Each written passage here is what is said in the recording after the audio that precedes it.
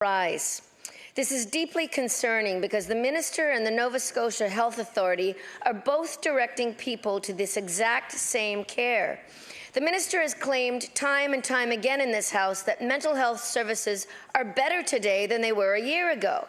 But just ask the people who are suffering, those who find themselves waiting to see a healthcare professional, or even worse, families like the Glodes in Millbrook First Nation whose loved one, Cody, tragically just couldn't wait any longer. Mr. Speaker, can the Minister please detail specific actions he's taking to take care of mental health wait times? The Honourable Minister of Health.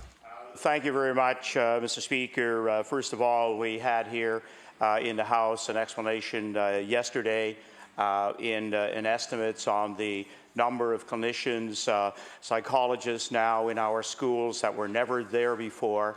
And we all know that starting out with our youth to provide more direct professional services through the 20 clinicians that are working with our families of schools, the School Plus program, the work that is doing. We've expanded that program every year in our budget as people who've gone toward a Garand Centre at the IWK know that we are at the lowest level of wait list in many years for adolescent services. The Honourable Member for Truro, Bible Hill, Millbrook, Salmon River. Well, thank you, Mr. Speaker, but I didn't really hear an answer in that response because the Minister seems to ignore that in the past 2 years, community-based mental health wait times have increased by 25% under his leadership. I'll table that graph.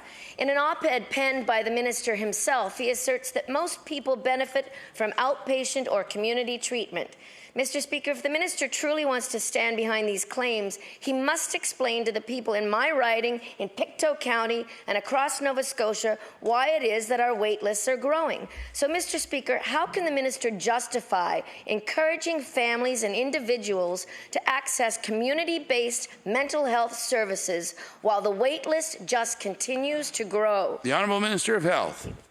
Thank you very much, Mr. Speaker. It's certainly to me to provide the full provincial picture.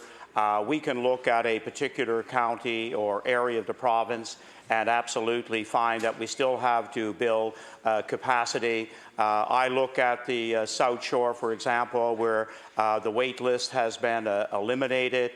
We are moving those best practices across the province, and I know that we are making gains every month under this provincial approach, and I would suggest the member opposite also work with updated statistics.